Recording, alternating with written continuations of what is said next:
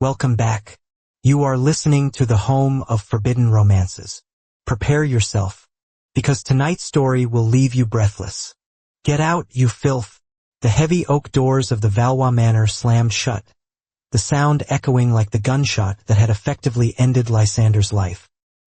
He stumbled backward into the biting snow, the thin silk of his nightshirt offering no protection against the howling wind, but the cold was nothing compared to the searing heat of the fresh, jagged bite mark on the nape of his neck. His hand flew to his stomach, a protective instinct he didn't yet understand, as the jeers of his own family. His father, his brothers, rang in his ears. They had called him a whore, a traitor, despoiled goods, and the man responsible for his ruin, the man whose pheromones still clung to Lysander like a second skin, watched from the balcony of the opposing fortress, his golden eyes glowing in the darkness. 3 months prior, Lysander Valois had been the jewel of the southern kingdom. A rare, male omega of impeccable lineage, he was the final bargaining chip in a peace treaty that was supposed to end the century-long war with the northern wolf clans. He was betrothed to Prince Silas, the second son of the north, a beta known for his mild temperament and diplomatic smile. It was a safe match, a sterile match, or so Lysander had thought. The wedding had been a grand affair of ice and velvet. The northern capital was Stark, a fortress of black stone and iron, contrasting sharply with the soft silks Lysander had brought from home. During the ceremony he had felt eyes on him. Not the polite gazes of the court, but a predatory weight that made the fine hairs on his arms stand up. When he dared to glance toward the dais, he saw him. General Cailan Drax, the Black Wolf. Cailan was the high commander of the northern armies, the illegitimate half-brother of the groom, and a prime alpha whose sheer presence was said to force lesser wolves to their knees. He stood in the shadows, a towering figure in military regalia, staring at Lysander with a look that was equal parts hunger and fury. That night, in the bridal chamber, Lysander sat on the edge of the bed, his hands trembling. He waited for Silas. The door creaked open, but the scent that flooded the room wasn't the mild, soapy smell of the prince. It was cedar, wood smoke, and the metallic tang of rain on iron. It was overwhelming. It was the scent of a storm. Lysander looked up, his breath catching. Cailan stood there, locking the door behind him. "Where is Prince Silas?" Lysander whispered, clutching the sheets. "Indisposed," Cailan rumbled, his voice a deep baritone that vibrated in Lysander's chest. He stalked forward, predatory grace in every movement. "He won't be coming. This is treason," Lysander stammered, backing up until he hit the headboard. "If you touch me, the treaty is broken." Cailan stopped at the foot of the bed. His eyes were dilated, the golden irises nearly swallowed by black. "The treaty is a lie, little bird. Silas has no intention of betting you. He intends to butcher you the moment the guards change shifts and blame it on a southern assassin to restart the war. He wants the throne, and your death is his stepping stone." "Liar!" Lysander cried out, though his heart hammered against his ribs. Silas had been distant, yes, and his smile never reached his eyes. But murder? "I do not lie." Cailan moved faster than humanly possible. One moment he was at the foot of the bed, the next he was looming over Lysander, pinning his wrists to the mattress. The alpha's heat was suffocating, intoxicating. "There is only one way to save you. By the laws of the North, if a prime alpha claims an unmated omega, that omega falls under his absolute protection. Not even a prince can touch what is mine." "Yours?" Lysander gasped, struggling against the iron grip. "I am not yours. You will be," Cailan growled, burying his face in the crook of Lysander's neck. "Forgive me." It wasn't gentle. It was a claiming born of desperation and primal instinct. When Cailan's teeth sank into the gland on Lysander's neck, the pain was blinding, white-hot electricity that shattered Lysander's resistance. The knotting of their souls was instantaneous, a forced bond that flooded Lysander's mind with Cailan's chaotic emotions. Possessiveness, fear, and a terrifying, consuming need. By morning, the world had shattered. Silas had burst into the room with the king and the southern delegation, feigning horror. Kaelin sat in a chair by the window, cleaning a dagger, while Lysander lay huddled in the ruined sheets, the mark of the black wolf vivid and bruising on his neck. The narrative was spun instantly. Kaelin was the beast who couldn't control his lust. Lysander was the loose Omega who had seduced the brother of his husband-to-be. The truth of the assassination plot was buried under the weight of scandal. To save the treaty, the king exiled Kaelin to his mountain fortress and annulled the marriage. But for Lysander, the punishment was social death. His family, humiliated, disowned him on the spot, which brought him to the snow. He didn't freeze to death. A carriage with the crest of the Black Wolf was waiting at the edge of the woods. The driver, a silent beta, ushered the shivering Lysander inside. "The general awaits," was all he said. Lysander was taken to Obsidian Keep, a fortress carved into the side of a jagged mountain. He was given a room in the west wing, distinct from the Alpha's quarters. For weeks he saw no one but servants. He was a prisoner in a gilded cage, surrounded by furs and fire, but drowning in isolation. And then the sickness started. It began as fatigue, then nausea that struck every morning like clockwork. Lysander, educated in the biology of his dynamic, knew what it meant before he even checked the calendar. The success rate of conception during a forced marking was perilously high. He was pregnant.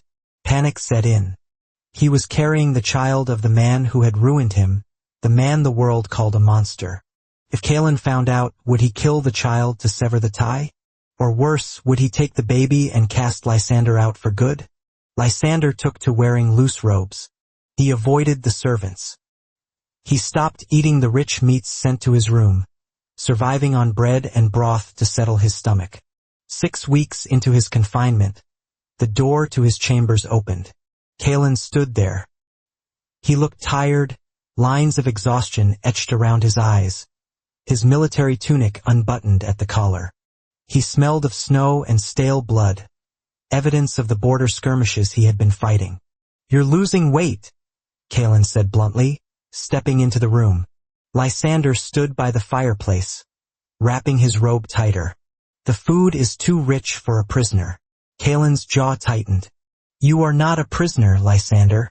You are under my protection." "Protection?" Lysander laughed bitterly. "I am a pariah. My name is spoken in the gutters. You destroyed my life to save me from a theory of murder. Perhaps Silas was innocent. Perhaps you just wanted what you couldn't have." Kaelin crossed the room in 2 strides.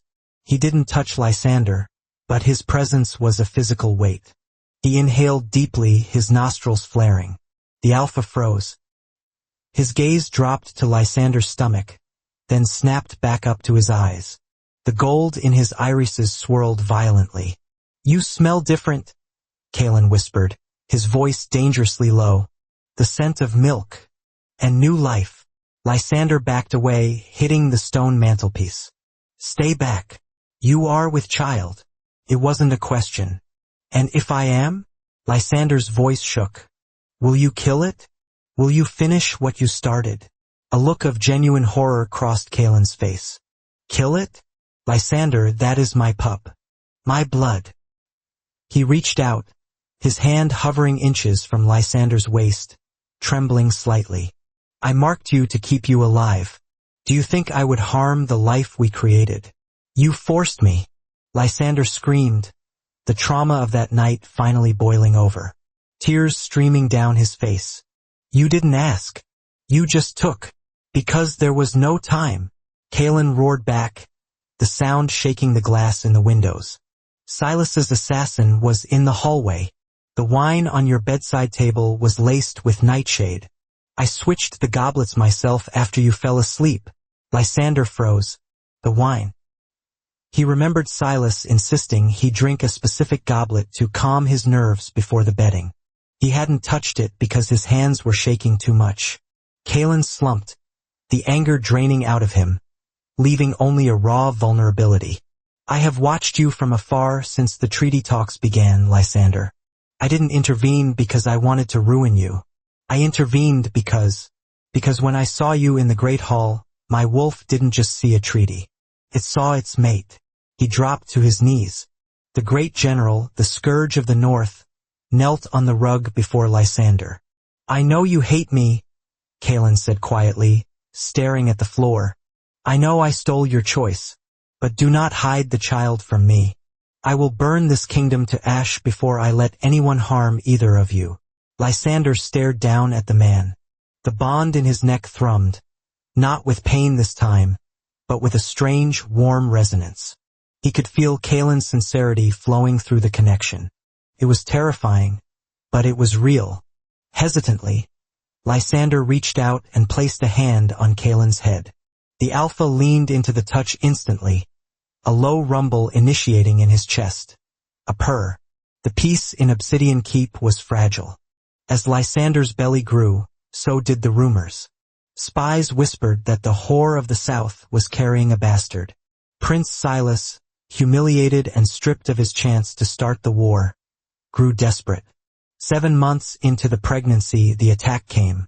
It was a winter storm, the kind that buried the world in white. Under the cover of the blizzard, Silas led a rogue faction of the army to the gates of Obsidian Keep.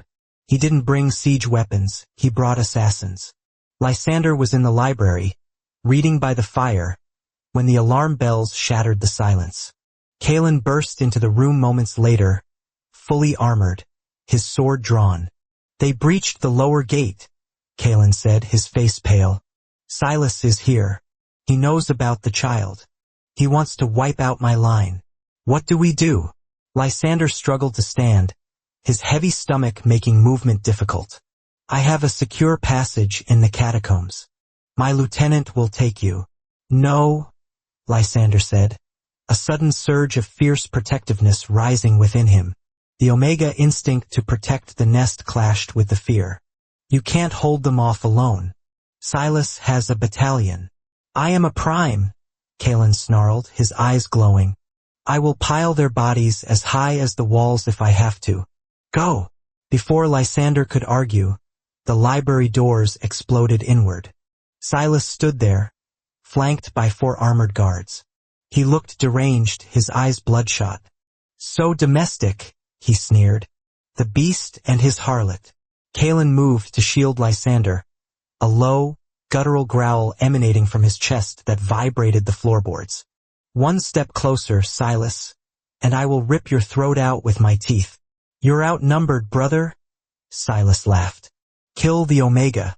Spare the Alpha for a trial. The guards rushed forward. The ensuing fight was a blur of violence. Kaelin was a whirlwind of steel and fury, moving with a speed that defied logic. He cut down 2 guards in seconds, but the other 2 flanked him. One managed to slice Kaelin's thigh, bringing him to one knee. Silas saw his opening. He drew a crossbow, aiming not at Kaelin, but at Lysander. Watch him die, Kaelin, Silas screamed. Time seemed to slow. Kaelin was too far away. He roared, trying to throw himself in the path of the bolt, but he wouldn't make it.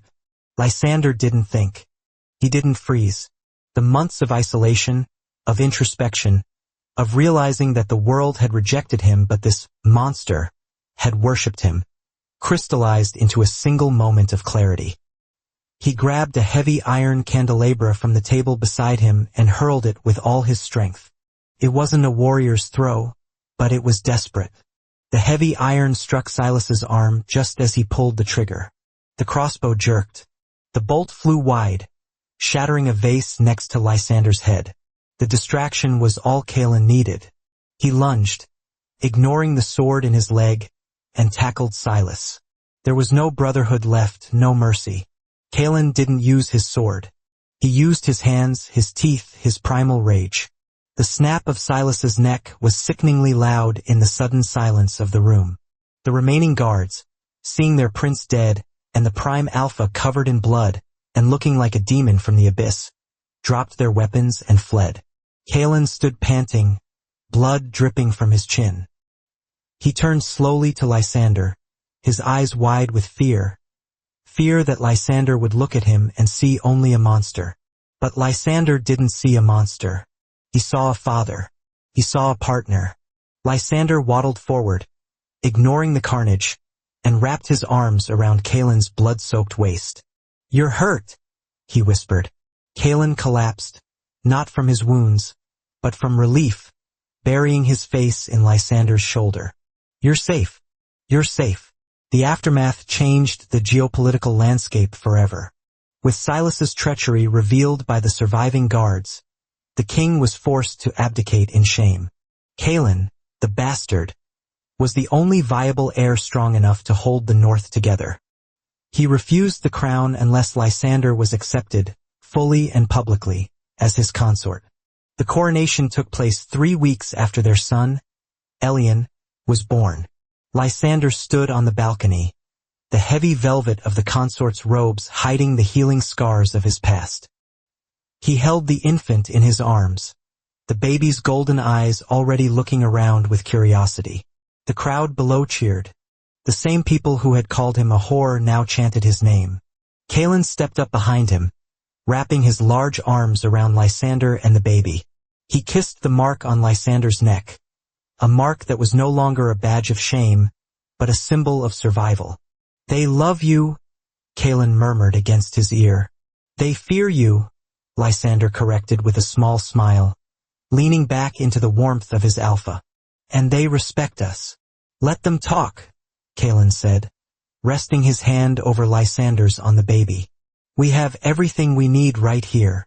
Lysander looked out over the snow-covered kingdom. He had been rejected, humiliated, and nearly killed. But as he looked at the fierce, broken, beautiful man who had burned the world down to save him, he knew he wouldn't change a thing. And that is how the disgraced swan became the Wolf King's weakness. If you felt the heat when Kaelin finally knelt, destroy that like button. And tell me in the comments, is a lie to save a life unforgivable, or is the truth worth dying for? I'll be reading your answers. Subscribe for the next chapter. Until then,